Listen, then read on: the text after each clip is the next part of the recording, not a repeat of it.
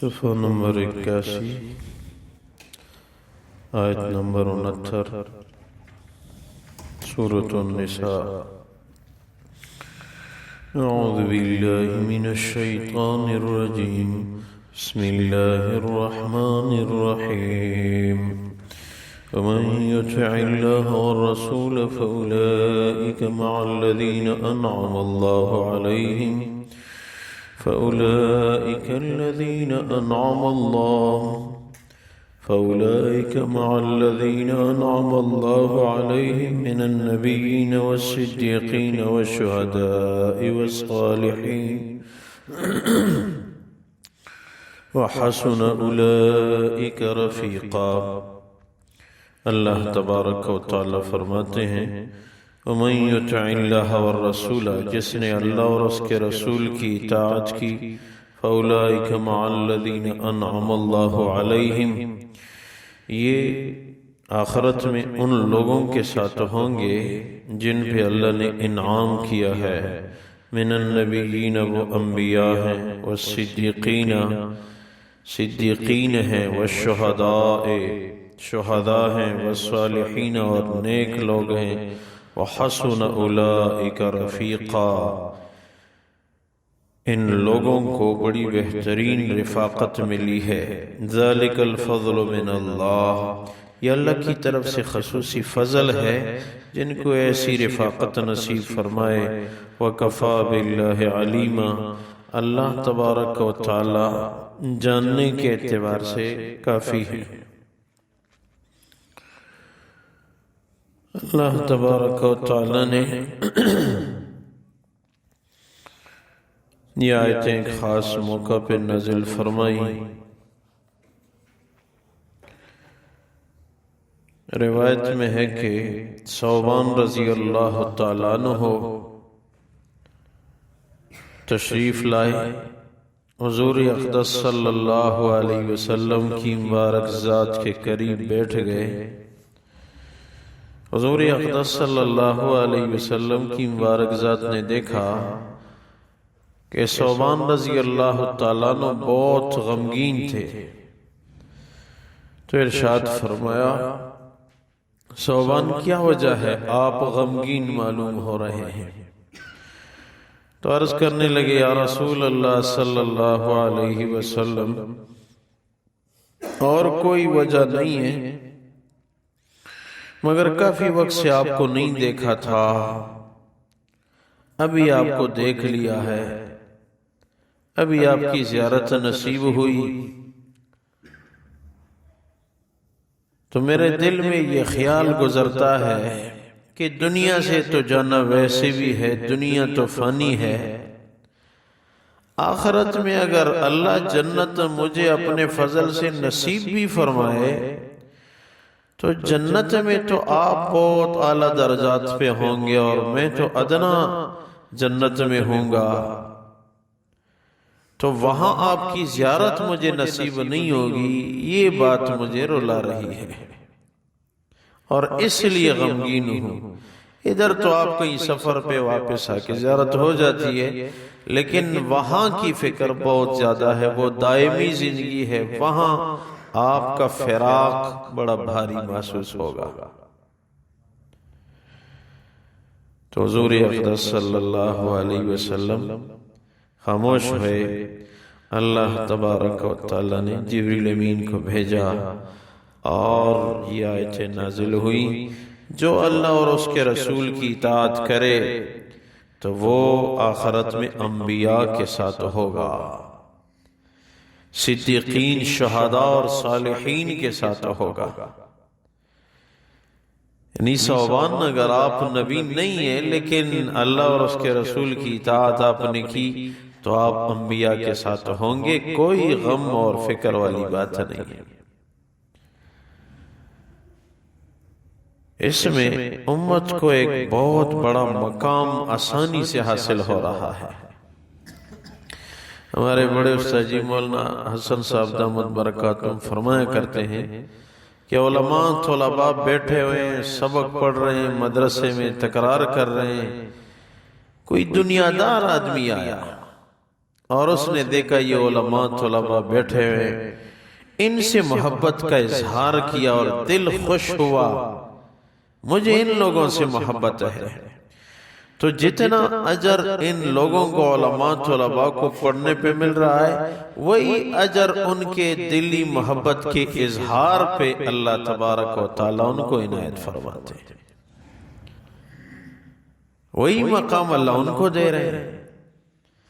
یہ اللہ کی عطا ہے جس کو آنے پہ آ جائے۔ اور واقعی پھر حضور کے ساتھ محبت صحابہ کی ایسی تو نہیں تھی، عاشق تھے۔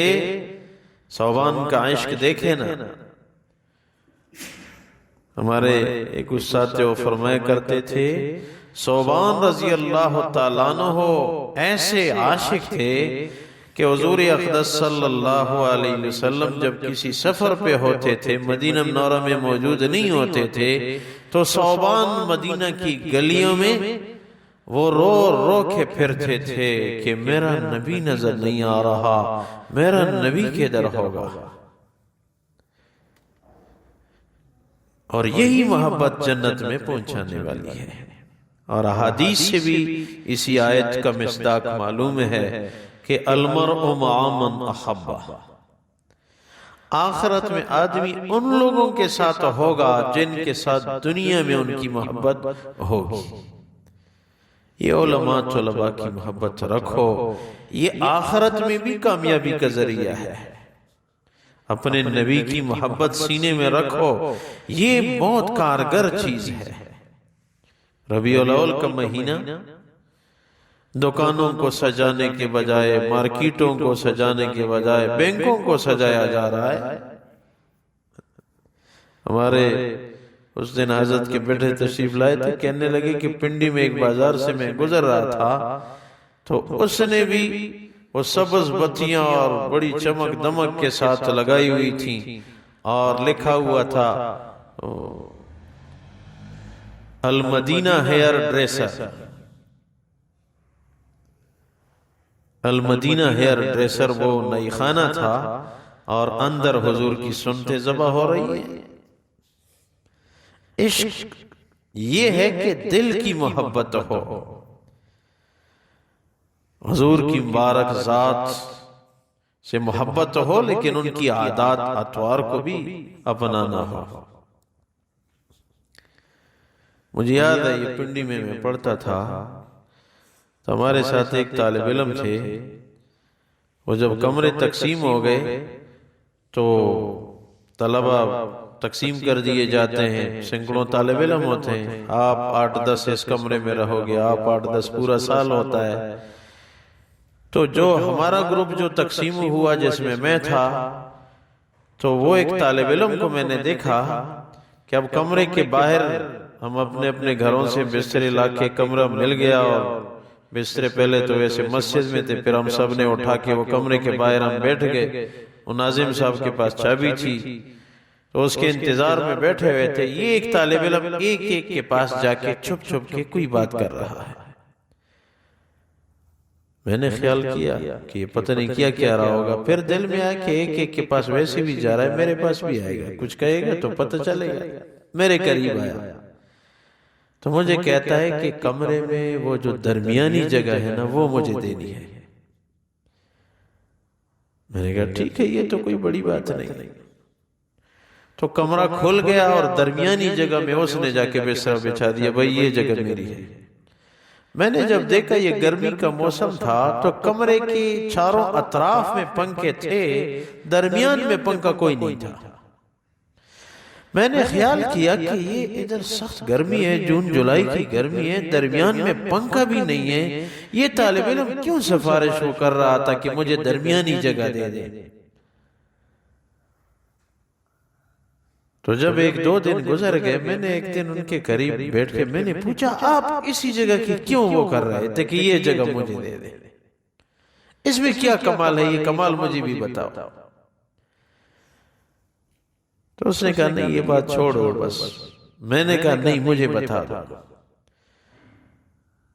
تو اس نے مجھے کہا کہ بات یہ ہے کہ آدھی رات کو جب میں جاگتا ہوں تو تو پھر دل میں سوچتا ہوں اور شکر ادا کرتا ہوں، یا اللہ مجھے ان علماء طلباء کے درمیان لٹھا دیا، میں تو اس کے قابل نہیں تھا، آپ کا فضل ہوا کہ صبح شام قرآن حدیث پڑھنے والوں کے درمیان میں مجھے صلح دیا۔ سوچا جائے بہت گہری بات ہے، بہت گہری بات ہے۔ یہی طالب علم چند مہینے گزر گئے، اسی سال کی بات تھی، آدھی رات کو ایک دن رونے لگا، آدھی رات کو، اور زور سے ایسے رونے لگا، سردیوں کی راتیں تھی جس میں یہ رو رہا تھا، خاموشی تھی کہ اس کے وہ رونے کی آواز نے ہمیں جگا دیا۔ سب جاگ اٹھے، بھائی کیا ہوا؟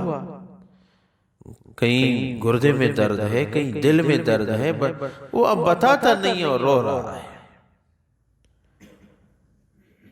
بتا نہیں رہا تھا۔ وہ ایک ایک جا کے بسترے پہ لیٹنے لگا۔ ایک نے کہا بھائی وہ اگر پاگل ہے، تم تو پاگل نہیں ہونا، جا کے لیٹ جاؤ۔ اگر وہ پاگل ہے، رو رہا ہے اور وجہ نہیں بتا رہا، تو تم تو پاگل نہیں ہو، جا کے لیٹ جاؤ، آرام کرو۔ میں نے دل میں کہا میں پاگل صحیح، اس کو میں نے کچھ نہیں کہا، میں نے اپنے دل میں کہا میں پاگل صحیح، میں اس کے ساتھ بیٹھا رہوں گا۔ میں اس کے ساتھ بیٹھا رہا، اس نے مجھے 2-3 دفعہ کہا کہ جا کے سو جاؤ، میں نے کہا میں نہیں سوتا۔ کہتے ہیں نہیں نہیں سو جاؤ۔ میں نے دل میں کہا جب میں چمٹ جاؤں گا، سوؤں گا نہیں، تو یہ راز مجھے بتائے گا کیا ہو جائے۔ اس نے کئی دفعہ کہا، میں نے کہا میں سو سکتا ہوں ایک شرط پہ۔ وہ شرط کیا ہے مجھے بتاؤ۔ میں نے کہا وہ شرط یہ ہے کہ جس وجہ سے آپ رو رہے تھے وہ وجہ مجھے بتاؤ گے، بس ٹھیک ہے پھر میں سو جاتا ہوں۔ اس نے کہا وہ بات بتانے کی نہیں۔ میں نے کہا نہیں، بات ہے تو بتانے کی ہے۔ تو رو رہا ہے اور میرے ساتھ بول بھی رہا ہے، رو رہا ہے۔ جب وہ سمجھ گیا کہ نہیں یہ نہیں سوتا، تو پھر کہنے لگا کہ بتاتا ہوں لیکن ایک شرط پہ۔ آپ بھی سوتے ہو ایک شرط پہ، اور میں بھی بتاتا ہوں ایک شرط پہ۔ آپ سوتے ہو اس شرط پہ کہ مجھے بات بتاؤ کہ کیوں روتے ہو، میں آپ کی شرط پوری کر دوں گا، آپ میری شرط پوری کرو۔ میں نے کہا ٹھیک ہے۔ تو کہنے لگا شرط یہ ہے کہ یہ بات کسی کو بتانی نہیں ہے۔ میں نے کہا میں مدرسے کے اندر یا جو آپ کو جانتے ان کو میں نہیں بتاتا، ویسے مجھے یہ عام پابندی مجھ پہ نہیں ہوگی، یہ پابندی میں برداشت کر سکتا ہوں کہ آپ جن لوگوں کو پہچانتے ہیں اس مدرسے میں کسی کو نہیں بتاؤں گا۔ باقی باہر زندگی میں یہ وعدہ میں نہیں کرتا زندگی بھر میں کسی کو نہیں کہوں گا۔ کہتے ہیں نہیں ادھر نہ بتاؤ، جو مجھے پہچانتے ان کو نہ بتاؤ، جو نہ پہچانے وہ پھر خیر ہے۔ میں نے کہا ٹھیک ہے۔ کہنے لگے کہ میں سوتے سوتے وہ اپنا نبی مجھے یاد آیا، میں جاگ اٹھا اور اس لیے رونے لگا کہ میں نے اپنے نبی کا چہرہ نہیں دیکھا اور نہ اس کا شہر اب تک دیکھا ہے، اس لیے روتا ہوں کہ مجھے اپنے نبی کا چہرہ یاد آ گیا کہ صحابہ فرماتے ہیں 14ویں چاند سے بھی زیادہ حسین تھا۔ تو وہ یاد آ گیا، اب مجھے نیند نہیں آتی اور دل جو ہے اس فراق میں رونے لگا کہ دور ہوں، بہت دور ہوں، نہ ہوتا تو میں پیدل چل پڑتا، اور اس فراق کی وجہ سے رو رہا ہوں۔ تو وہ ایسے یہ بات سنا کے رونے لگا کہ مجھے بھی رلا دیا، اور پھر مجھے کہتا ہے کہ آپ کو ایک شعر سنا دوں۔ میں نے کہا کیوں نہیں؟ تو اس نے پھر وہ شعر سنا دیا۔ کہتا ہے یہ شعر نہیں ہے، یہ میرا جملہ ہے، اگر آپ شعر کہتے ہیں تو شعر ہے، وہ میرے دل کی آواز ہے۔ یہ اثر کو بھی میرے علاقے کا کوئی ہے نہیں، علیحدہ نکلتا ہوں تو پھر اپنے ساتھ رو رو کے یہ شعر پڑھتا ہوں، اور راتوں کو بھی یہی ہوتا ہے، رات کو باہر سو نہیں سکتا، مجبوری ہوتی ہے۔ تو میں نے کہا سناؤ، جملہ ہے جو بھی ہے سناؤ تو صحیح۔ تو وہ رو رہا تھا اور مجھے یہ سنا رہا تھا۔ آنکھیں میری بہتی ہیں آدھی راتوں کو نبی، کہ تو نہیں نہیں، کہ تو نہیں۔ آدھی راتوں کو میری آنکھیں بہ رہی ہیں کہ میرا نبی کدھر ہے، میرا نبی کدھر ہے۔ اپنے نبی کی محبت ایسی ہوتی ہے، میں نے دیکھا ہے۔ یہ ان مدرسوں میں میں نے بڑے بڑے اولیاء کو دیکھا، ان کو ایسے نہ سمجھو یہ کہ عام علم والا ایک طالب علم، نہیں، نبی کی محبت اس کو کہتے ہیں۔ آدھی راتوں کو، اس کے علاوہ بھی کئی دفعہ میں نے اس کو دیکھا آدھی راتوں کو روتا تھا۔ گرمی ہوتی تھی پھر تو باہر نکلتا تھا، ایک طرف ہو جاتا تھا، سردیوں میں باہر سردی ہوتی تھی مجبور ہوتا تھا۔ یہ عشاق میں نے اپنی آنکھوں سے دیکھے۔ اپنے نبی کی محبت یہ دین کا اعلیٰ مرتبہ ہے۔ صحابہ کرام رویا کرتے تھے، اور پھر نبی کی محبت، اور ساتھ پھر مدینہ منورہ اور مکہ مکرمہ کی محبت، مطاف کی محبت، کعبے کو دیکھنا، یہ بہت بڑی چیزیں ہیں۔ امام بخاری نے، دیگر محدثین نے مدینہ منورہ کا اپنا باب باندھا ہے اور مکہ مکرمہ کا اپنا باب باندھا ہے۔ ماں باپ کی حیثیت ہے دونوں کی۔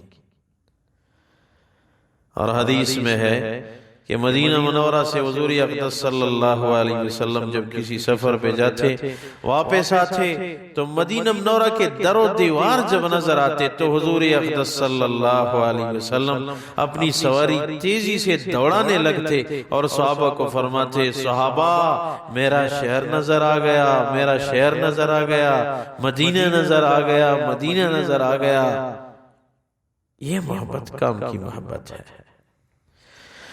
اللہ ہم سب کو نصیب فرمایا۔ اللہ تبارک و تعالی فرماتے ہیں وَمَن يُطِعِ اللَّهَ وَالرَّسُولَ، جس نے اللہ اور اس کے رسول کی اطاعت کی، فَأُولَئِكَ الَّذِينَ مَعَ الَّذِينَ أَنْعَمَ اللَّهُ عَلَيْهِمْ، پھر یہ آدمی ان لوگوں کے ساتھ ہوگا جن پہ اللہ نے انعام کیا ہے، من النبیین، وہ انبیاء میں سے ہوں گے، انبیاء کے ساتھ ہوگا یہ صدیقین والصدیقین والشہداء والصالحین، صدیقین یعنی دنیا میں سچے لوگ جو ہیں ان کے ساتھ، شہداء کے ساتھ اور نیک لوگوں کے ساتھ ہوگا۔ وحسن اولئک رفیقا، یہ بڑی کام کی دوستی ہے۔ ذالک الفضل من اللہ، یہ ان لوگوں کی معیت اللہ اپنے فضل سے دیتے ہیں۔ وَكَفَى بِاللَّهِ عَلِيمًا، اور یہ محبت جاننے والی ذات کون ہے؟ اللہ جانتے ہیں کہ کس کو کس سے محبت ہے۔ اللہ تبارک و تعالی اپنے نبی کی پکی سچی محبت نصیب فرمائے۔ یا اللہ ان کے ورثاء کی محبت نصیب فرما، اللہ والوں کی محبت نصیب فرما۔ یا اللہ قرآن کی محبت نصیب فرما، صحابہ کرام کی محبت نصیب فرما، اولیاء، علماء، طلباء، صلحاء، شہداء کی محبت نصیب فرما، مبلغین کی محبت نصیب فرما، مجاہدین کی محبت نصیب فرما۔ یا اللہ ہم سب پہ برکتوں کا نزول فرما۔ اے اللہ ہمیں اپنا تعلق نصیب فرما۔ یہ دل ہے محبت کرنے کے لیے، اپنے نبی سے محبت کرنے کی توفیق عنایت فرما۔ یا اللہ ہر دل میں خوف ضرور ہوتا ہے، یا اللہ آپ کا خوف ہمارے دل میں ہو، یہ توفیق نصیب فرما۔ یا اللہ علماء طلباء کے ساتھ دنیا میں بھی اٹھنا بیٹھنا نصیب فرما، آخرت میں بھی ان سے دور نہ فرما۔ یا اللہ ہمیں اپنا تعلق نصیب فرما۔ یا اللہ ہماری خطاؤں کو درگزر فرما۔ یا اللہ مسجد مدرسے کی زندگی پہ ہم خوش ہیں، ہمیں استقامت نصیب فرما۔ یا اللہ کفار کو مال و دولت مبارک ہو، دنیا ان کو مبارک ہو، مادی نقشے ان کو ہزار دفعہ مبارک ہو، ہمیں اپنا قرآن مبارک ہو، ہمیں آخرت میں جنت کی زندگی مبارک ہو، اپنے نبی کی محبت مبارک ہو۔ یا اللہ سب کا بیٹھنا قبول فرما۔ علماء طلباء تشریف لائے ہوئے، یا اللہ ان کو علم نافع نصیب فرما۔ یا اللہ ان کو مستقبل کے اکابر میں شامل فرما۔ یا اللہ دنیا اور آخرت کی رسوائیوں سے محفوظ فرما۔